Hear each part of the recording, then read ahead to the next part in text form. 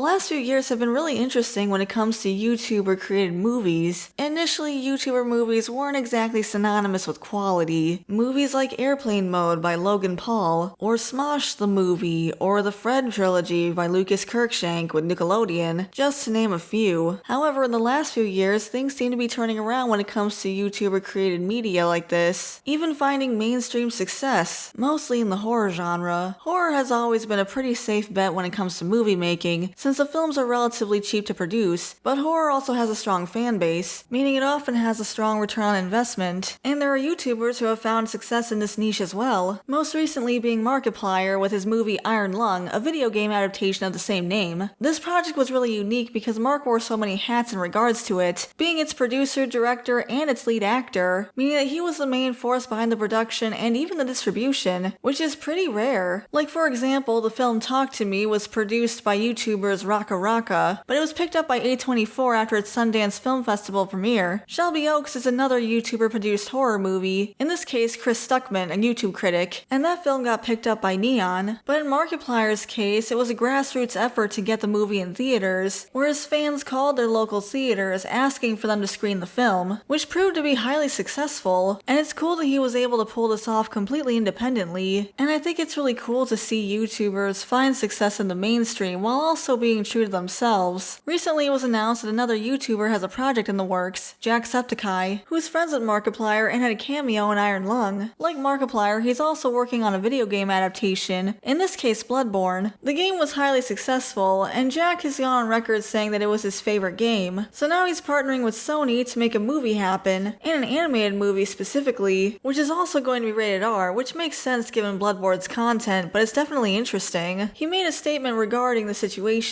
In it he said, "Hey guys, I'm Jacksepticeye, and as just announced at CinemaCon, Sony Pictures is officially making an animated Bloodborne feature film. I am producing this project, and you have no idea how incredibly excited I am to finally be able to talk about it. I'm going to do everything in my power to make this the best Bloodborne adaptation possible. Not only is it my favorite game ever made, but I know how truly passionate the fans of this game are, and how much hunger they have for more of it." He followed this up with another statement on Twitter, where he said, "It's a dream come true that I get to announce I'm producing a Bloodborne R-rated animated movie with Sony. I can't say much else about it yet, but I will be pouring everything I have into this." It's pretty obvious how enthusiastic he is about this project, and it's cool to have such a big fan helm a project like this. Video game movies used to have a pretty negative connotation to them, since they were pretty notorious for not being the best quality, but luckily we've been getting some really fun and interesting adaptations as of recently, whether it's from big studios like the Sonic the Hedgehog franchise or independent films like Iron Lung, and it's great to see passionate fans letting their work speak for themselves. I'm also really interested in it being an animated movie, especially with it being R-rated, which is usually seen as a big risk, although to be fair, animation in general can be seen as a big risk by these studios. For example, recently Avatar The Last Airbender was getting a sequel film where the gang were all adults that was supposed to premiere in theaters, but Paramount cancelled that and was instead going to send it directly to streaming, much to the disappointment of fans and the animators who actually worked on the film. In an ironic twist, the movie ended up getting leaked in its entirety on the internet. The full movie was even up on Twitter for 6 hours before it was finally pulled for copyright, which was admittedly pretty crazy. Paramount has been refusing to make any comments on the situation, but it would be interesting to see how they're going to handle all of this. It's also disappointing because this was a 2D animated film, and it would have been really cool to see a movie like that in theaters again, since companies tend to see 2D animation as risky nowadays, at least outside of anime movies. So maybe if this new R-rated Bloodborne movie is successful, studios will be more encouraged to take more risks on animation. Glitch Productions, a highly successful indie animation studio, is also trying their best to get animation taken seriously in the mainstream, which they recently made a comment on. Glitch has an extremely popular show called The Amazing Digital Circus. Its pilot episode has 426 million views on YouTube, and its finale is scheduled for this June, and Glitch is making an event out of it by combining the last 2 episodes and showing them in theaters, starting June 4th, which has caused a big stir in the fandom, due to the fact that it doesn't release on YouTube until June 19th, which is a pretty huge gap, and it's going to be extremely difficult to avoid spoilers all that time, if not impossible. However, the company's CEO defended the decision in a statement. In the statement, he says, "The reason we're pushing for this at all is because this one event has the the potential to change how the entire industry views indie animation. If this works, if we get a YouTube animated series into thousands of theaters globally, it opens the door not just for us, but for many creators, many projects, and the future of original creator-led storytelling. I appreciate that they're trying to use their success to help other indie creators, and are trying to make a statement about animation to the mainstream. Admittedly, I would have preferred if they had waited until after the YouTube premiere to put it in theaters. For example, K-pop Demon Hunters is an incredibly successful animated movie, which originally premiered on Netflix, and later premiered in theaters, where it saw continued success. I think that Glitch could have done something similar. I'm worried that this way they kind of killed momentum for the premiere on YouTube, along with having some pretty hard feelings from fans. If they had waited for it to premiere on YouTube so everyone could have had the chance to see it, and then had it run in theaters, that could have been like a second win for it. Or at least that's how I'm interpreting the situation. I hope that Glitch can pull this off though, as I do think it could be beneficial for animation in general. And the same goes for Jacksepticeye's project. And it's nice to have someone so passionate about the IP, especially when oftentimes studios are very corporate about what they produce. It's important to show studios that there is an audience for these kinds of projects, and having independent voices like YouTubers who have the platform to make a difference has proven to be an effective way to get voices heard. Anyway, here's my sister M to give her thoughts on all of this. I think overall there's a lot to be excited about. There was some controversy about Jacksepticeye's involvement because people are asking what does he know about movie making, but the thing is he's producing the film. He's not directing. I don't think people really understand what a producer is. It seems he's passionate and knows the source material, and the movie's going to be animated. I'm willing to give it a chance and see what happens. Personally, I think there's a lot to be hopeful about when it comes to YouTuber and independent produced media, and I'm excited to finally see what they have in store for us. But that's our opinion. What do you guys think? Are you excited for this upcoming Bloodborne movie? How do you think Paramount will handle this whole situation with the Avatar leaks? Let us know in the comments below. We'd love to hear from you. Thanks for watching, everyone. We really appreciate it. Before we go, we want to give a shout out to the members: Tyrant Carnivore, Shiny Orc Boy, Depth Charge 78, Samaru 163, Gabby Hime, Jury Tact, Equestron, Norman Sweet Cream, Way Beyond Coincidence, Hunter Rose, 80s Nostalgia Guy, J Draws, Meowsers, Skyra, Idle Hands Dibbit, Isaac Martinez, Garcia XV Legend, Tobias Weller, Bobber Main FX, Mac B909, Dakari the Professor, Omni Fair, Cavalcoj, Strider Exile Channel, Phil C, Killer Bomb, It's the Frankster, Crimson Phantom, Jin the Goblin, Daunter XYZ, Brian B161, Papa Hud 69, Gengar King Vivo, G Reezer, Snoopy Von Snoops, Entwined Boot 301, Stutania, Spencer Schmidt, ICU Forever, Jesse Ham, Saiyan Champion of the Worlds, Isaiah 6694, Chaos Jumper, and Saiyan Champion of Worlds. Thank you all so much for the support, and if you would like to become a member, you can hit the join button next to the subscribe button. We also have Buy Me Coffee if you want to support us that way. And if you enjoyed the video, you can leave a like and subscribe to the channel, and that part's free. Thanks again for watching, and I'll see you all next time. Bye for now.